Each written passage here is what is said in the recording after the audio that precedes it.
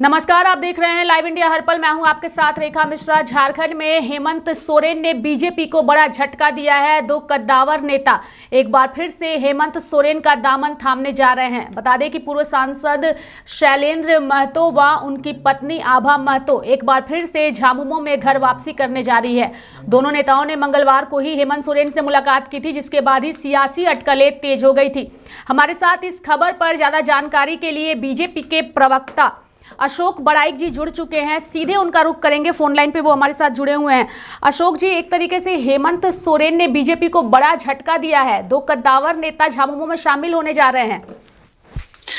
देखिए, ये कोई बहुत बड़ा विषय नहीं है। लोकतांत्रिक व्यवस्था में किसी को भी कहीं आने जाने का अधिकार है और ये वो उसकी अपनी स्वतंत्रता है, राजनीतिक अपनी स्वतंत्रता है। वो कहीं भी रहे, वो पहले भारतीय जनता पार्टी में और झारखंड में उनका एक अपना पहचान है। बड़े नेता के रूप में उनका नाम शामिल होता है, तो वो शामिल हो, झारखंड मुक्ति मोर्चा में शामिल होंगे भी, तो उनको मेरी शुभकामनाएं है। लेकिन किसी के आने जाने से कोई फर्क नहीं पड़ता। भारतीय जनता पार्टी परिवारवादी पार्टी नहीं, भारतीय जनता पार्टी सोच वाली पार्टी है, विचार वाली पार्टी, आइडियोलॉजी वाली पार्टी है। तो किसी के भी आने जाने से कोई फर्क भारतीय जनता पार्टी को नहीं पड़ने वाला है।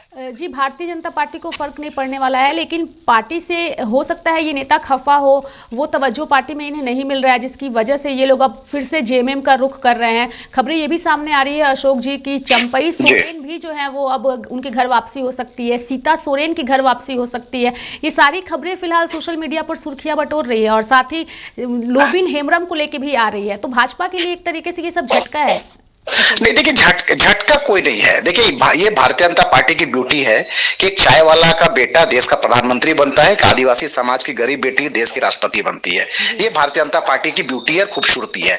लोग कितने भी बोल रहे कि हम लोकतांत्रिक व्यवस्था, लोकतांत्रिक देश के अंतर्गत हम पॉलिटिकल पार्टी को चलाते हैं, लेकिन ये पॉलिटिकल पार्टी लोकतांत्रिक तरीके से नहीं चलती है, वो परिवारवादी तरीके से चलती है। आज हम कह सकते हैं गर्व से कि एक भारतीय जनता पार्टी का सामान्य कार्यकर्ता भी राज्य का मुख्यमंत्री और देश का प्रधानमंत्री बन सकता है। क्या झारखंड मुक्ति मोर्चा में कोई जो जिनका नाम आप बताए या जो जानने वाले या झारखंड मुक्ति मोर्चा के अंदर जो काम कर रहे हैं, वो बता सकते हैं कि राज्य का मुख्यमंत्री एक अदना सा कार्यकर्ता बन सकता है झारखंड मुक्ति मोर्चा का, या देश का राष्ट्रपति बन सकता है? वहां तो एक परिवार की कैबिनेट ही तय करती है कि कौन मुख्यमंत्री बनेगा, कौन अध्यक्ष बनेगा, कौन मंत्री बनेगा। तो लोग जाए, लेकिन भारतीय जनता पार्टी की एक खूबसूरती है कि भारतीय जनता पार्टी लोकतांत्रिक पार्टी है। यहां पर कोई भी आता है, कोई किसी भी, वही मान सम्मान उनको दिया जाता है, स्वाभिमान रखा जाता है। पार्टी के विचारों के साथ में वो आगे बढ़ने का प्रयास करते हैं और पार्टी उनको अच्छे दायित्व पे, उनके क्षमता के अनुरूप उनको हमेशा वो दायित्व देती रहती है। एक सवाल आपसे ये भी रहेगा अशोक जी, चूंकि भाजपा के आप प्रवक्ता हैं, झारखंड में जो इस वक्त परिस्थितियां बनी हुई है भाजपा के लिए बेहद ही मंथन और चिंता का विषय है। चूंकि आप लोगों ने 2024 के चुनाव में भरपूर कोशिश की और काफी ज्यादा कॉन्फिडेंस में भी थे कि आप लोगों की सरकार आने जा रही है, लेकिन जनता ने नकार दिया।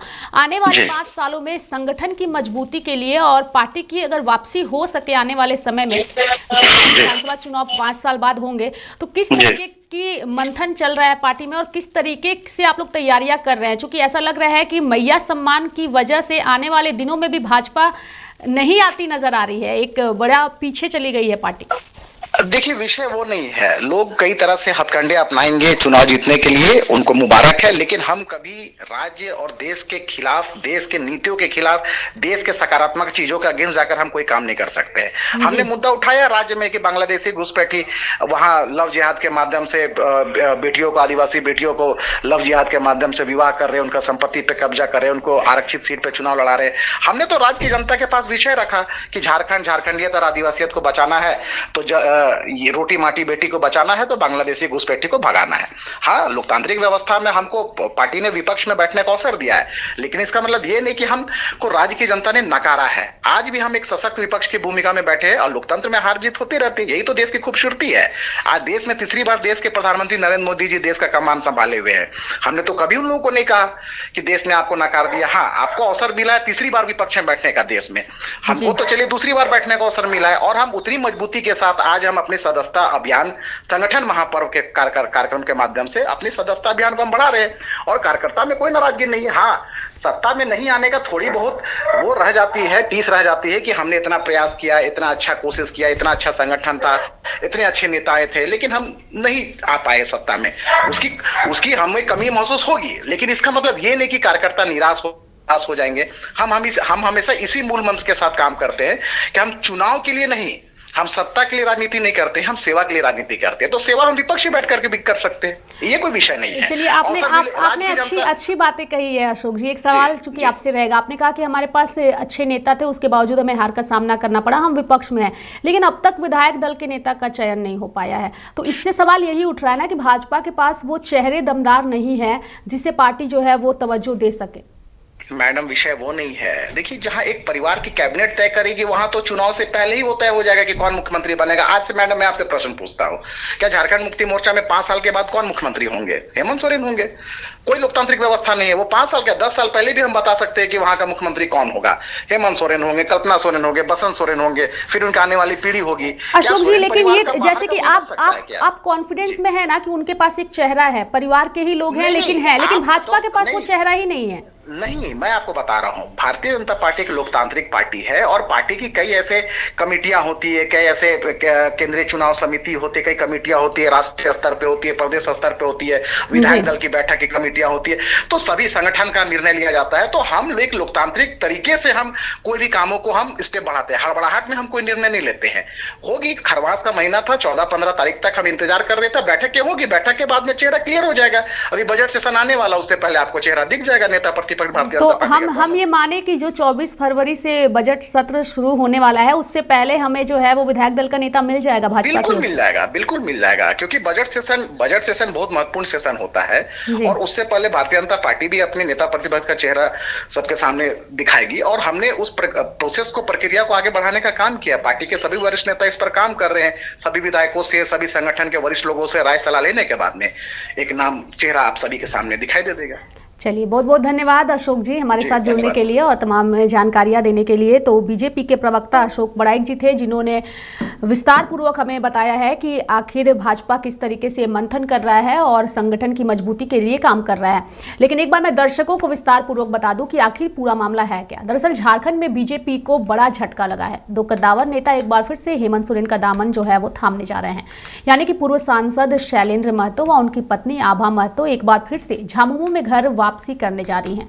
दोनों नेताओं ने मंगलवार को हेमंत सोरेन से मुलाकात की थी, जिसके बाद ही सियासी अटकलें तेज हो गई थी। कुर्मी समाज के कद्दावर नेता झामुमो के पूर्व केंद्रीय महासचिव, पूर्व सांसद शैलेंद्र महतो व उनकी पत्नी पूर्व सांसद आभा महतो मंगलवार को अचानक से मुख्यमंत्री हेमंत सोरेन से रांची में मिलने पहुंचे। इस दौरान मुख्यमंत्री से कई विषयों पर बातचीत हुई। शैलेंद्र महतो ने हेमंत का मार्गदर्शन भी किया। इस मुलाकात को झामुमो में वापसी का संकेत भी माना जा रहा है। वर्तमान में ये दोनों नेता भाजपा में हैं। कुर्मी नेताओं के रूप में इनकी अपनी पहचान है, यानी कि कुर्मी नेताओं के रूप में इनकी पहचान है और विधानसभा चुनाव में बहरागोड़ा विधानसभा से आभा महतो ने भाजपा के टिकट पर चुनाव लड़ने की दावेदारी की थी, लेकिन उन्हें टिकट नहीं मिला था। इस कारण ये दोनों नेता पार्टी से नाराज भी चल रहे थे। शैलेंद्र महतो के साथ गए उनके एक साथी के अनुसार भैया भाभी की घर वापसी पर बात हो गई है। जल्द ही दोनों की झामुमो में वापसी हो सकती है। ऐसा अगर होता है तो यह भाजपा के लिए बड़ा झटका साबित होगा।